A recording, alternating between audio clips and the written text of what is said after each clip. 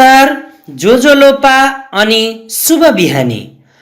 तपाईँ अहिले सुनिरहनु भएको आवाज नेपाल भाषा एकाडेमीका निमित्त अनक मिडियाको प्रस्तुति नेवा एफएम 106.6 मेगाहर्ज रेडियोको हो।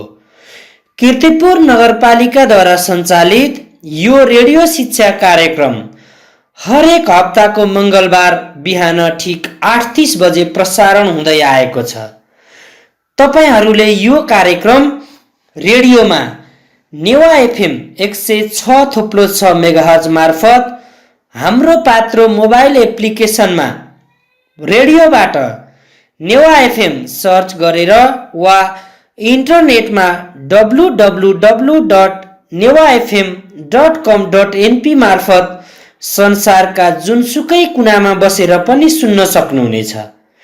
साथै रेकर्डेड कार्यक्रमहरू कीर्तिपुर नगरपालिका शिक्षा शाखा फेसबुक पेज मार्फत तथा युट्युबबाट पनि आफ्नो अनुकूल समयमा सुन्न सकिनेछ।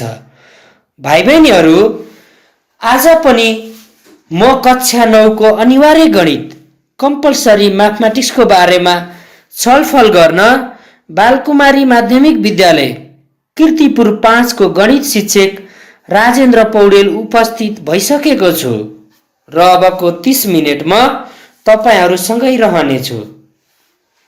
विद्यार्थी भाइ बहिनीहरू, सधैं झै आज पनि किताब, कापी अनि कलम लिएर गणितको छलफलको लागि तयारी अवस्थामा बसिरहनु भएको छ नि, होइन? हामीले गत हप्ताको रेडियो शिक्षा कार्यक्रममा समानान्तर चतुर्भुज पार्ललग्रामको साध्यको बारेमा छलफल गरेका थियौं, होइन त? आज हामी हाम्रो किताबको पाठ 8 घाताङ्क इन्डिसेसको बारेमा छलफल गरौँ है। भाइ बहिनीहरू, हामीले बीजगणित अन्तर्गत खण्डीकरण पाठको बारेमा रेडियो शिक्षा कार्यक्रम मार्फत पहिले नै छलफल गरिसकेका छौं, होइन त? भाइ बहिनीहरू, हामीले घाताङ्कको बारेमा कक्षा 8 मा पनि सामान्य चर्चा गरेका थियौं अनि घाताङ्क सम्बन्धी केही गणितीय समस्याहरूको हल पनि गरेका थियौं।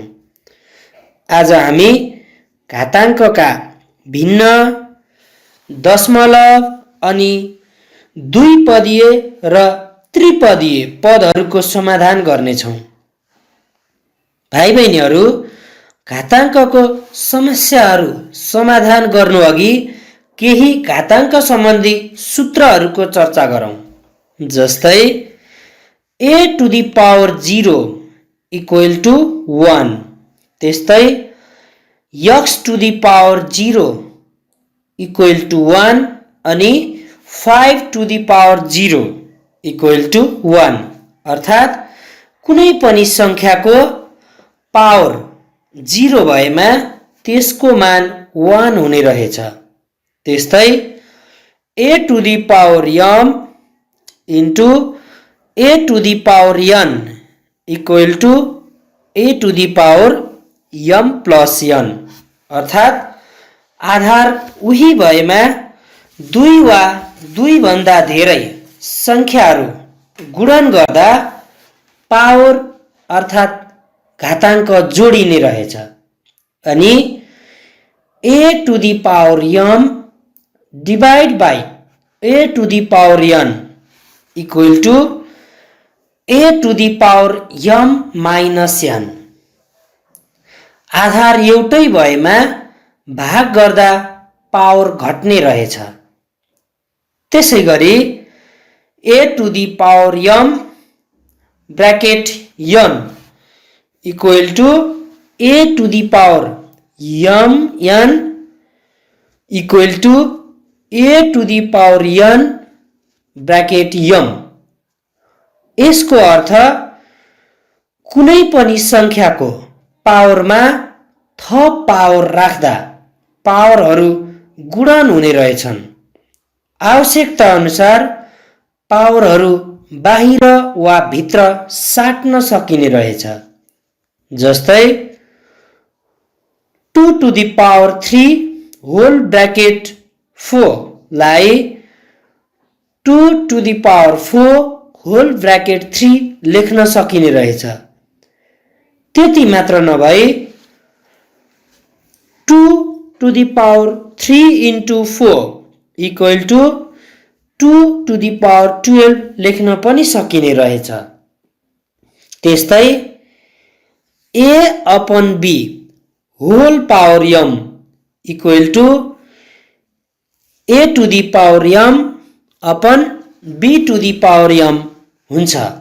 यहाँ भिन्न a upon b को whole power m लाई a को पावर m तथा b को पावर m मा छुट्याउन सकिन्छ। यसरी नै a to the power minus m equal to 1 upon a to the power m अनि 1 upon a to the power minus m equal to a to the power m लेख्न सकिन्छ। कुनै पनि संख्याको ऋणात्मक पावर छ भने त्यो संख्यालाई हरमा बदल्दा पावर धनात्मक हुने अनि हरमा ऋणात्मक पावर भएमा अंशमा बदल्दा धनात्मक पावर हुने रहेछ। यहाँ पावरले घाताङ्कलाई जनाइएको छ। कुनै पनि सडको रूपमा रहेको संख्यालाई घाताङ्कको रूपमा बदल्दा सडको क्रमले संख्याको घाताङ्कलाई भाग गर्छ। जस्तै √a equal to a to the power 1 upon 2 लेख्न सकिन्छ। भाइ बहिनीहरू, यहाँ सडको क्रम 2 तथा a को पावर 1 भएकाले सडलाई हटाउँदा a to the power 1 upon 2 भयो। यसै गरी n root a to the power m equal to a to the power m upon n लेख्न सकिन्छ। किनभने सडको क्रम n अनि a को पावर m भएकाले a को पावर m लाई सडको क्रम n ले भाग गर्दा a to the power m upon n भएको हो। भाइ बहिनीहरू, हामीले घाताङ्कका सूत्रहरूको बारेमा सामान्य चर्चा गर्यौं, होइन त? अब हामी घाताङ्कका केही समस्याहरूको समाधानका बारेमा छलफल गरौँ है। जस्तै हामीसँग घाताङ्कको एउटा समस्या 2 to the power 4 into 2 to the power minus 2 दिइएको छ। हामीले यो समस्याको समाधान गर्नु छ। यसको समाधान कसरी गर्ने त? यहाँ 2 to the power 4 into 2 to the power minus 2 मा आधार एउटै छन्, होइन त? अर्थात् आधार 2 छ। त्यसो भए एउटै आधार भएका घाताङ्कहरूको गुणन गर्दा पावरहरू के हुन्छन् त? अर्थात् एउटै आधार भएका संख्याहरूलाई गुणन गर्दा तिनीहरूका घाताङ्कहरू के हुन्छन् त? जोडिन्छन्। त्यसो भए 2 to the power 4 into 2 to the power minus 2 लाई 2 to the power 4 plus bracket minus 2 लेख्न सकिन्छ। अघि हामीले a to the power m into a to the power n equal to a to the power m plus n हुन्छ भनी चर्चा गरेका थियौं। अब 2 to the power 4 plus bracket -2 लाई 2 to the power 4 minus 2 लेख्न सकिन्छ। यति गरिसकेपछि 2 to the power 4 minus 2 2 to the power 2 हुन्छ अनि 2 to the power 2 अर्थात 2 square equal to 4 हुन्छ। तसर्थ 2 to the power 4 into 2 to the power minus 2 को मान 4 हुने रहेछ। यसै गरी a to the power 6 into a to the power minus 2 को मान कति हुन्छ त?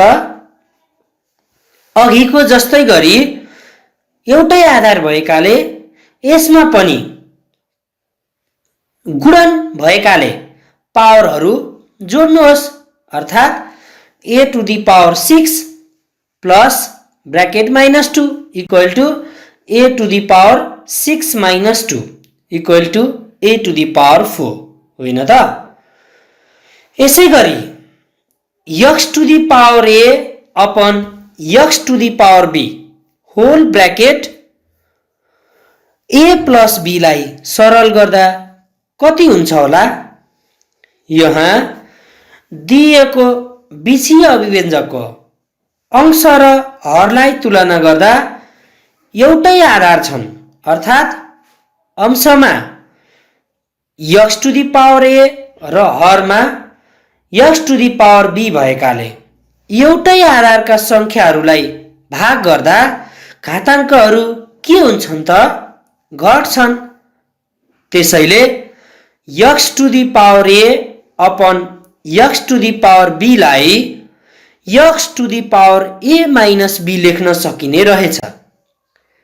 त्यसो भए x to the power a upon x to the power b whole bracket power a plus b equal to x to the power a minus b whole bracket power a plus b हुन्छ होइन त?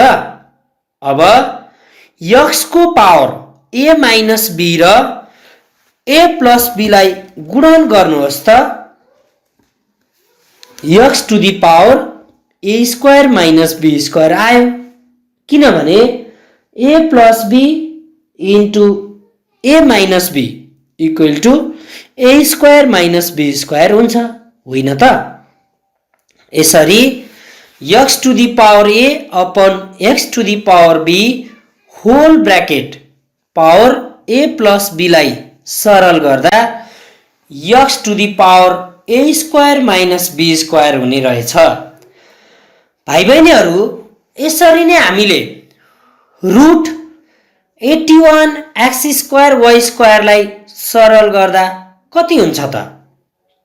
अर्थात sir सम्बन्धी घाताङ्कको समस्या समाधान गर्दा कति हुन्छ? प्रश्न फेरि एकपटक सुन्नुहोस् है।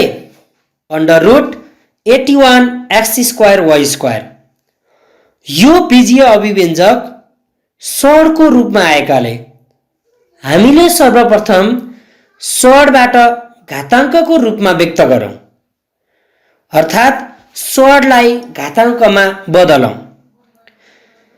हामीले अघि सडको रूपमा रहेका संख्याहरूलाई घाताङ्कको रूपमा राख्दा सडको क्रमले संख्याको पावरलाई भाग गरिन्छ भनी चर्चा गरेका थियौं होइन त?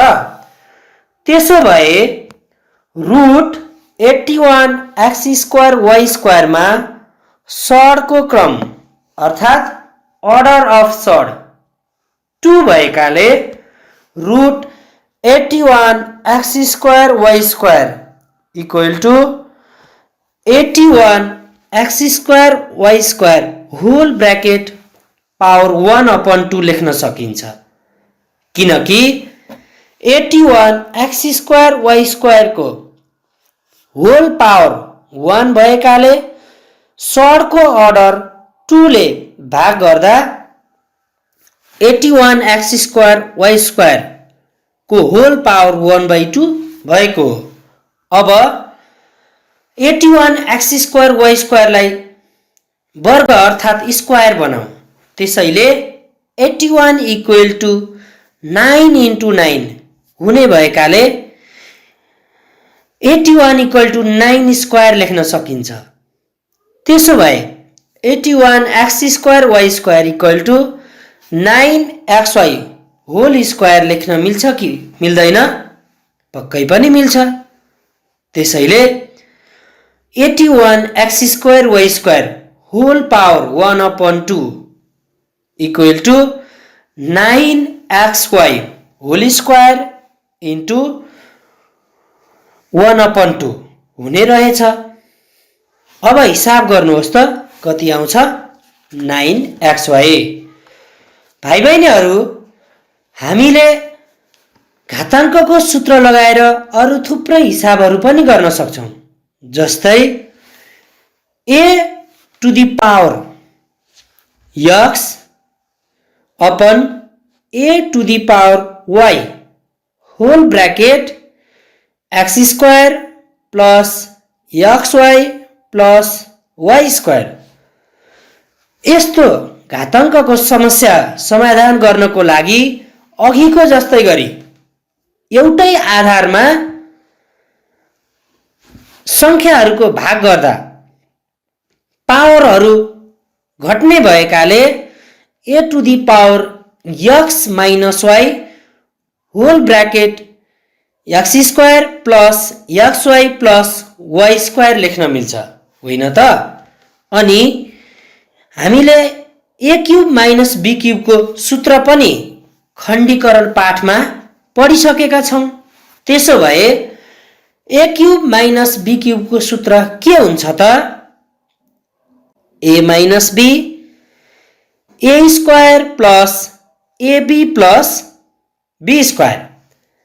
त्यसो भए a to the power x upon a to the power y whole bracket x square plus xy plus y square equal to a to the power x cube minus y cube हुने रहेछ, होइन त? यसरी हामीले एउटै आधार भएका पदहरूको भाग गर्दा तिनीहरूको घाताङ्कहरू घट्ने रहेछन् भनी छलफल गर्यौं। भाइ बहिनीहरू, यसैगरी हामीले भिन्न समावेश भएका घाताङ्कका समस्याहरूको जोड अनि घटाउ पनि गर्न सक्छौं। जस्तै 1/1 plus x to the power a minus b plus 1/1 plus x to the power b minus a को सरल गर्दा हरको x मा a minus b तथा b minus a पावरहरू छन्। यसरी फरक फरक पावरहरू समावेश भएकाले हरलाई सजिलै लसलिन सकिँदैन। अब घाताङ्कको नियम अनुसार x to the power a minus b लाई x to the power a upon x to the power b लेख्न सक्छौं नि, होइन? अघि हामीले a to the power m minus n equal to a to the power m upon a to the power n हुन्छ भनी चर्चा गरेका थियौं। त्यसैगरी x to the power b minus a लाई पनि x to the power b upon x to the power a लेख्न सकिन्छ। त्यसैले 1/1 plus x to the power a minus b लाई 1/1 plus x to the power a upon x to the power b तथा 1/1 plus x to the power b minus a लाई 1/1 plus x to the power b upon x to the power a लेख्न सकिने रहेछ। त्यसपछि हरमै लसलिँदा 1/1 plus x to the power a upon x to the power b equal to 1/x to the power b plus x to the power a whole upon x to the power b हुने रहेछ। त्यसैगरी 1 plus x to the power b upon x to the power a equal to 1 upon x to the power a plus x to the power b upon x to the power a हुन्छ। यहाँ हरमा भएका संख्याहरूको लसा लिएको अनि यिनीहरूको व्युत्क्रम अर्थात् reciprocal गर्दा x to the power a upon x to the power a plus x to the power b तथा x to the power b upon x to the power a plus x to the power b लेख्न सकिने रहेछ। अब तलको हर एउटै आएकाले लसा लिनुहोस् त x to the power b plus x to the power a upon x to the power b plus x to the power a अर्थात् अंश र हरमा एउटै पदहरू आयो। अब अंश र हरमा एउटै पदहरू आएकाले भाग गर्दा कति हुन्छ त 1 हुन्छ।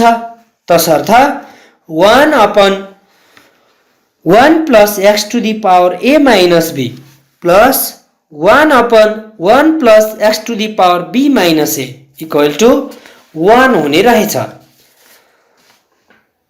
भाइ बहिनीहरू, घाताङ्क सम्बन्धी यस्ता धेरै समस्याहरूका उदाहरणहरू हाम्रो किताबको पेज नम्बर 82 र 83 मा दिएका छन्। एक पटक हेर्नुहोला है। अनि गृह कार्यको रूपमा पेज नम्बर 83 को अभ्यास 8.1 को प्रश्न नम्बर 1 को आई देखि XII सम्म गर्नुहोला। तपाईहरूलाई यी प्रश्नहरूको समाधान गर्दा केही अप्ठ्यारो परेमा आफ्नो विद्यालयका गणित विषयको सर मिसहरूको सहयोग लिन सक्नुहुनेछ। विद्यार्थी भाइ बहिनीहरू, तपाईहरूसँग अझै धेरै घाताङ्क सम्बन्धी समस्याहरूको बारेमा छलफल गर्ने रहर हुँदाहुँदै पनि आजको लागि निर्धारित समय सकिएको संकेत प्राविधिक कक्षबाट आएकाले म कार्यक्रमको बिट मार्दैछु। तपाईहरूलाई आजको कार्यक्रम कस्तो लाग्यो? प्रतिक्रिया दिन नभुल्नुहोला है। आजको कार्यक्रममा मलाई यतिन्जेलसम्म प्राविधिक कक्षमा रहेर सहयोग पुर्याउनु हुने प्राविधिक मित्रलाई धन्यवाद दिँदै म राजेन्द्र पौडेल कार्यक्रमबाट बिदा हुन चाहन्छु। अर्को हप्ताको मंगलबार बिहान ठीक 8:30 बजे हाम्रो भेट फेरि हुने नै छ। यतिन्जेलसम्म तपाईहरूले यो कार्यक्रम सुनेर सहयोग पुर्याउनु भयो, यसको लागि विशेष धन्यवाद दिँदै म कार्यक्रमबाट बिदा हुन चाहन्छु। हस्त, धन्यवाद, नमस्कार। तपाईहरूको दिन शुभ रहोस्।